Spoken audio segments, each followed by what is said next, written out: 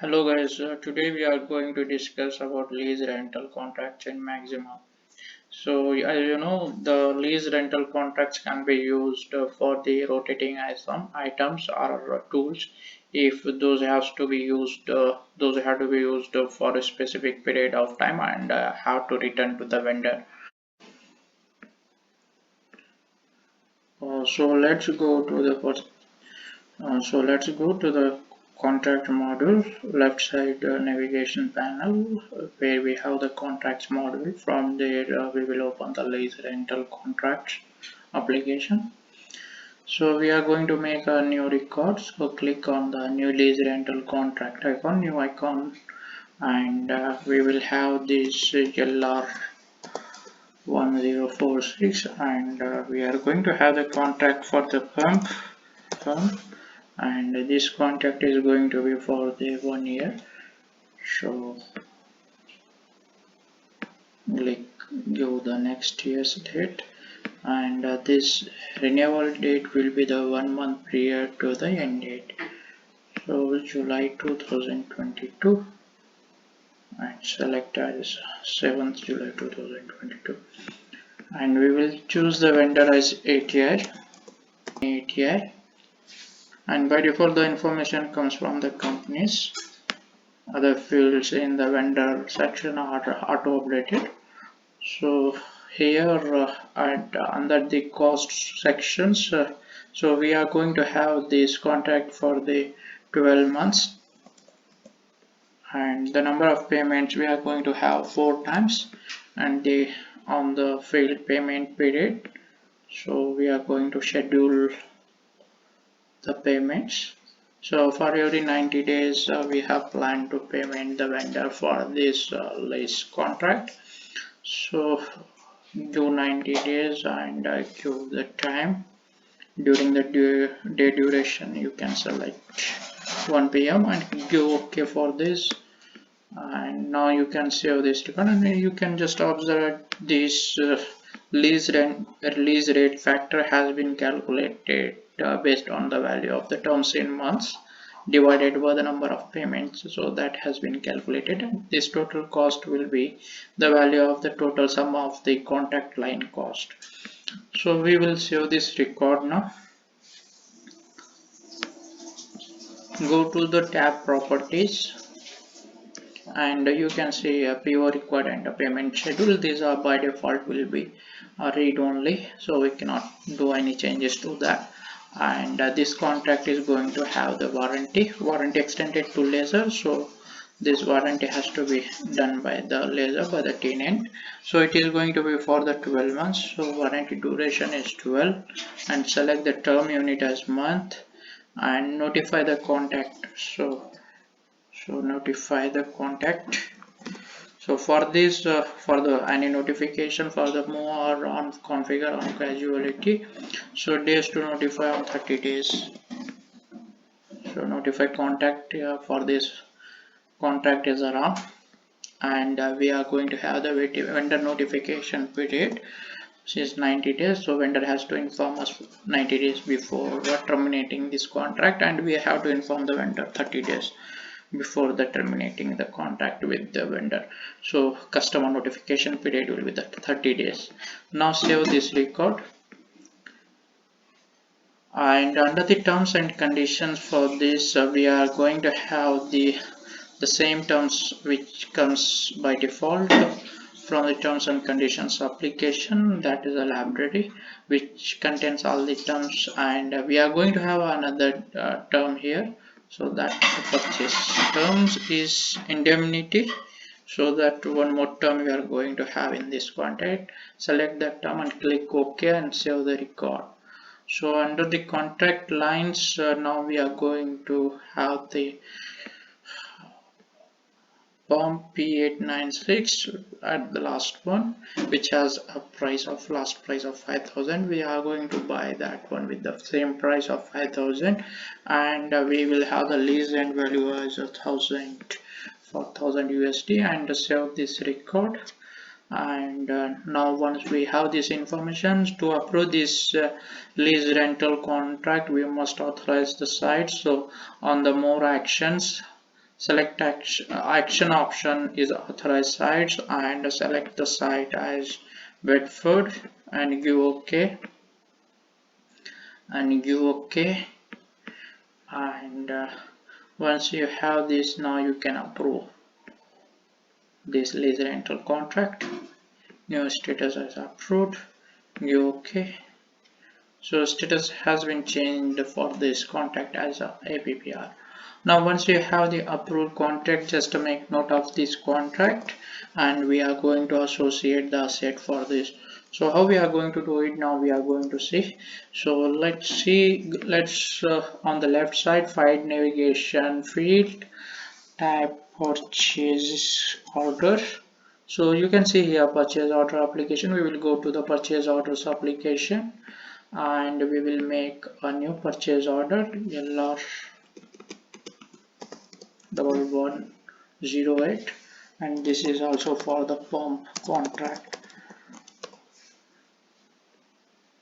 So basically all the rotating items are rotating tools. We can have the lease or rental contract. So here in the details section we have field contract reference. So use the contract number which we have created just before some time before. So we will add that contract reference and click on save, and go to the PO lines tab here, and under PO lines tab click on the contract items button that is under the section PO lines. So click on that button and add the line, the contract item line. Select that one and give OK. So you will have to provide the storeroom for this item is going to charge. So we are going to, from the select value dialog, we will have the central storeroom and save the record. And so approve this purchase order. Click on the left side common actions, click on the change status and approved. New status is approved. So note down this purchase order. Now we will go to the receiving, and we will receive this item. On the left side, find navigation item field, type receiving. So we are going to the receiving application. Now we will open the purchase order and open the purchase order under the material receipts tab, and under the section materials receipts, select the button, click on the button, select ordered items and check the checkbox for the first line which we have, and give OK for this and save the record. So this is because this is a rotating item, it is a waiting for asset. For the we must receive the asset for this, and under the more action we have the receive rotating items option. Click on that, and you can have your own asset defined here, or you can click on the auto number that will automatically generate the asset number, and give OK for this. On the find navigation panel, just type lease contract, lease rental contracts. So go to that application, and so for this we have the contract LR1046. So open the contract LR1046, and you can see here in the associated assets tab we have the asset which just now we have received in the receiving application. So that is the asset, and you can see the status also of this asset. So start date and end date as per our contract for this. So once so this is once we have the associated asset, and we can manage the payments and schedule the payment for this.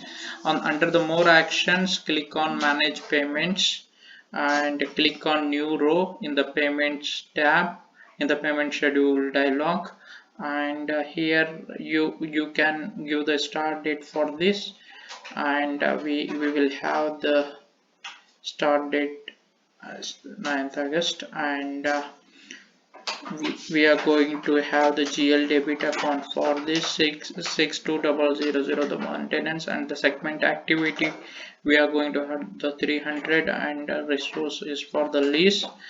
So lease tool 450, give OK.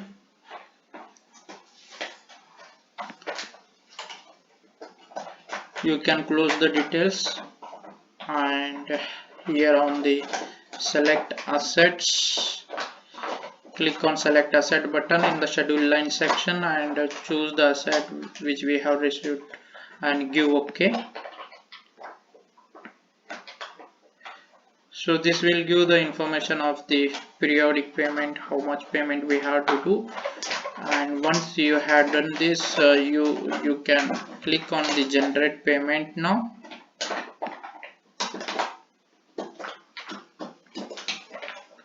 So as you can see here, scheduled invoice have been generated. Click on the payment details and you can see invoices have been created with the status schedule. So that will be the, and you can see after 90 days of each of these will have the due date, and you can you can see the more information for each of the payment. The invoice is created, so at the before the due date we must have to pay to the vendor for this asset. Now click OK on this dialog.